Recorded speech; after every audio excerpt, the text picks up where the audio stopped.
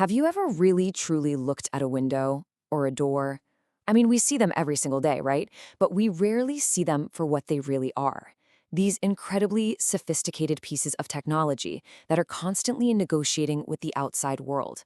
They're basically the gatekeepers of our homes. And today, we're going to dive into their secret life. And you can see why architects get excited. These seemingly simple objects are anything but. Just think about it for a second. A single window has to juggle light, air, views, privacy, heat, water, even bugs. It's this multitasking marvel, and as you're about to see, getting the design right is absolutely critical. You know, for a long time, we kind of got it wrong. All those huge glass box buildings from the last century, they were basically giant energy holes, leaking heat like crazy in the winter and just baking in the summer. But today, the whole approach has flipped. We now see windows and doors as part of a single system. Designers call it fenestration. That's designed to work with the environment, not against it. So how exactly does this system work? Well, a window is so much more than just a pane of glass in a wall. Think of it more like a high-tech filter that's always managing this constant push and pull of nature to connect you with the outside world, all while keeping you nice and comfortable inside.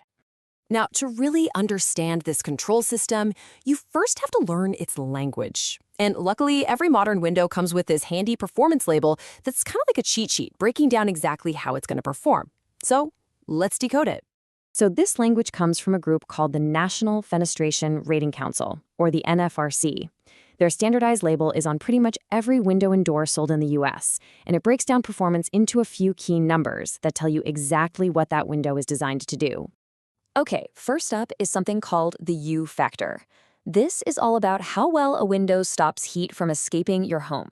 And the key thing to remember is super simple. The lower the U factor, the better it insulates. It's kind of like the R value you hear about for walls, just in reverse.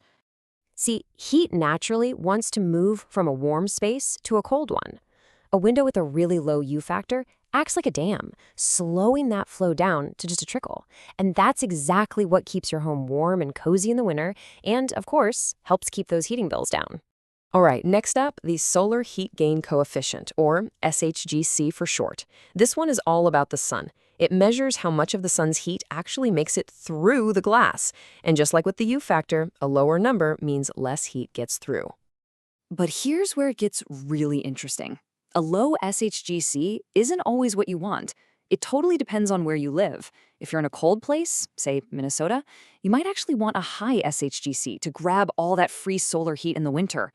But if you're in Arizona, oh yeah, you're going to want a low SHGC to block that intense sun and slash your cooling costs.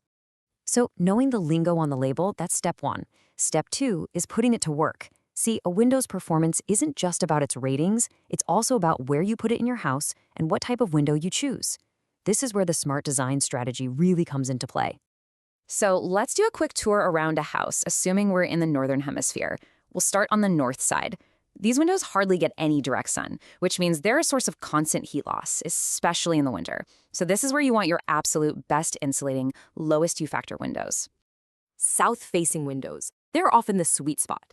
In the winter, the sun is low in the sky and it just streams in all day long, giving you free passive heat. But in the summer, when the sun is high overhead, a simple roof overhang can shade them completely. It's incredibly efficient. Now, east-facing windows are the early birds. They catch that really intense morning sun in the summer, and that can heat up a house really, really fast. So if you don't want to wake up feeling like you're in a sauna, you need a strategy here, like using a window with a low SHGC. And finally, we have the west-facing windows. Honestly, these are often the biggest troublemakers.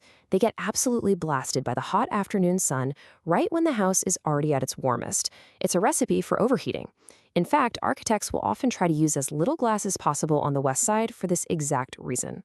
And the type of window you pick matters just as much as where it is.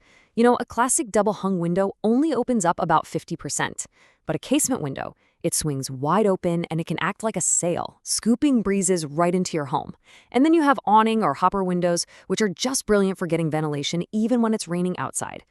I mean, just look at the difference here. A traditional double-hung window works, sure, but it's got pretty limited airflow.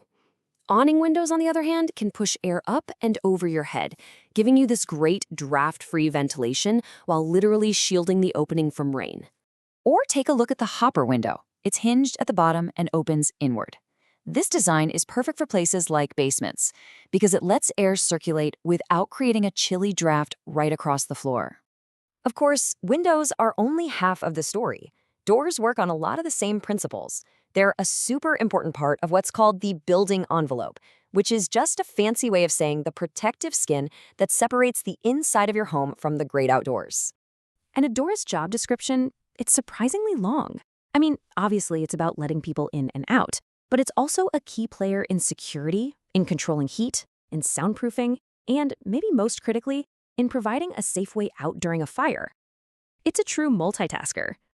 So why does all this matter so much? Well, look at this number, 1/3. Together, your windows and doors can be responsible for about 1/3 of your home's total heat loss. That's huge. Getting these little details right has a massive impact on your comfort and your energy bills. And beyond energy, good design is really about people. The Americans with Disabilities Act, the ADA, sets standards to make sure everyone can use a building safely and easily. For example, one of the most basic rules requires a doorway to have a clear opening of at least 32 inches so it's accessible for someone in a wheelchair. And the standards cover more complicated situations too. Like when you have two doors in a row, like in an entryway, there has to be enough space between them for a person in a wheelchair to get all the way through the first door before having to open the second.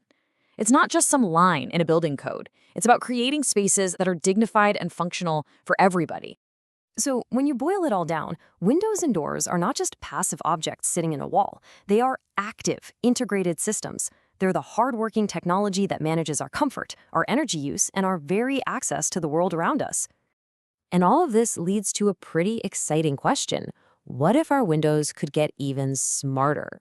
Well, the technology is already here, and it's called dynamic glazing. We're talking about glass that can tint itself on a hot day or become more insulating on a cold night, all on its own. The secret life of windows? It's really only just beginning.